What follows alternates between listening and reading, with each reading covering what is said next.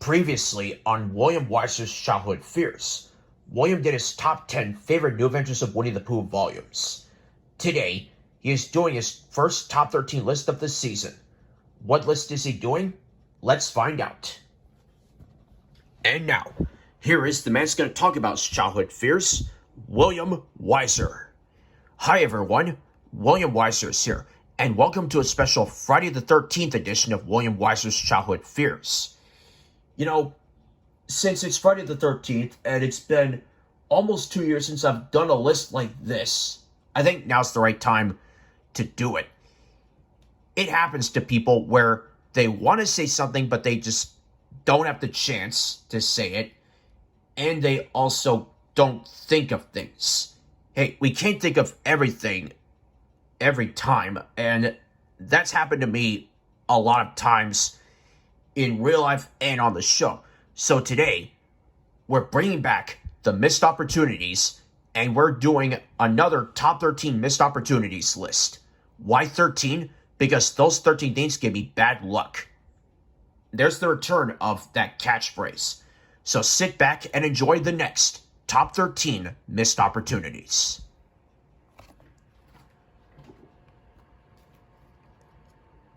Number 13.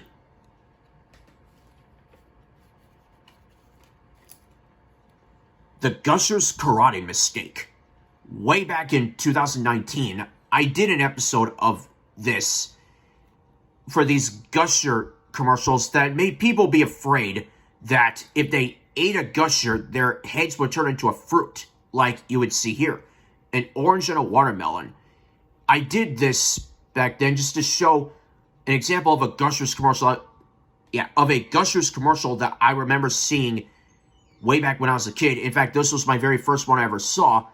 But one thing I did not think of back then was that I made a mistake in thinking that the orange head was the boy and the watermelon head was the girl.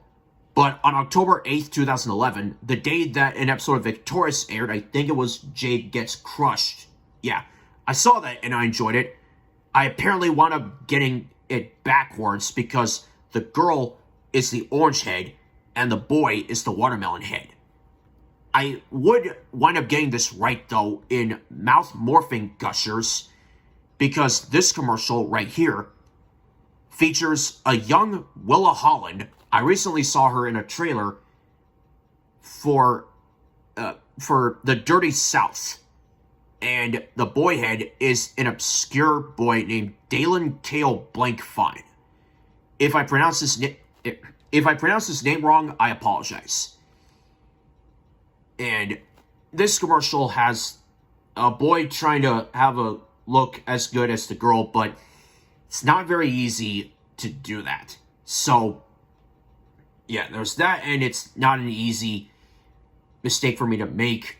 Or, it kind of is when you get things backwards. So, yeah, I didn't think of the mistake that I made back then. I've remembered it since. And this isn't the only time that you see a female watermelon head. There's this picture right here. And I think this is a cool picture for me to look at, despite obviously what you see here. Fruit Gushers, taste the blast, color your tongue, and wipe away the missed opportunity. Number 12. Morbius bombed twice. Does anyone remember this meme of a movie? I do, even though I haven't seen it.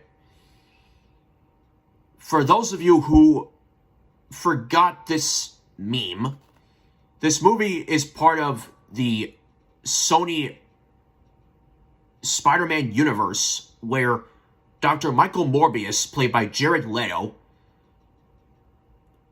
has been living with this blood condition for all of his life, and he tries to find a search for a cure. But when he finds this cure and tries it on himself, he ends up becoming a vampire. There have been some instances like this where uh, where some stories have this type of thing, like Dr. Jekyll and Mr. Hyde and Liar Liar Vampire. The reason why this is a missed opportunity is because when I talked about this in the Price is Right Losing Horns episode and talked about Morbius, I forgot about one thing, which I did mention in one attempt, but something went wrong and I had to try again and I left it out. That thing is that,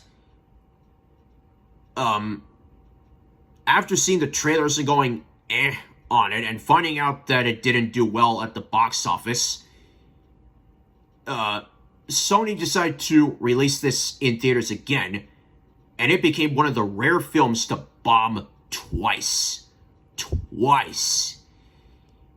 And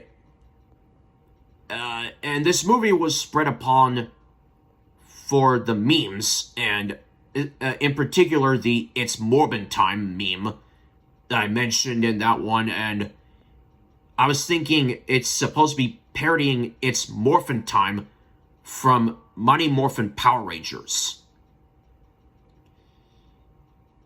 And after finding that out, after finding out about this, I saw reviewers from YouTubers talk about the movie, and a lot of them didn't like it, but of course they had fun with it.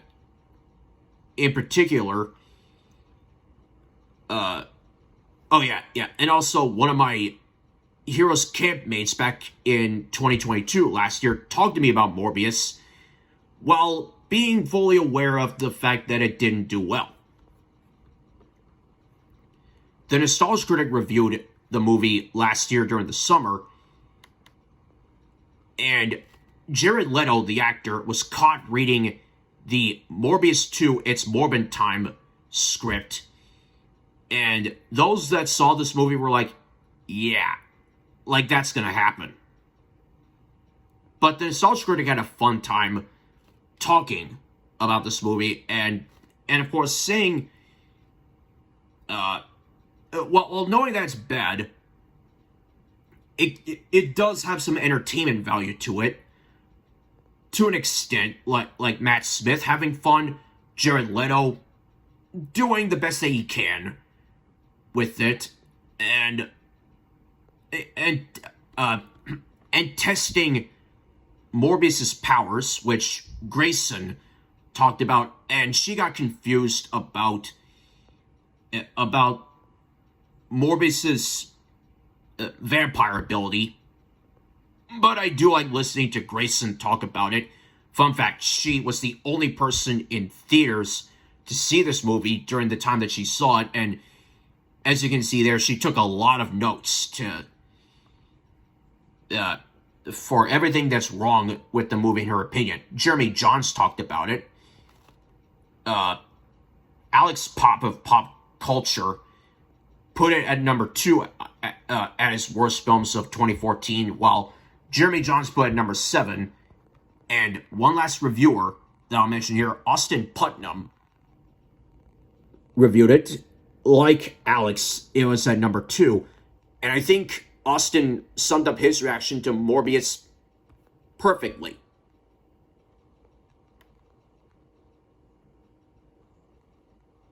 So that happened.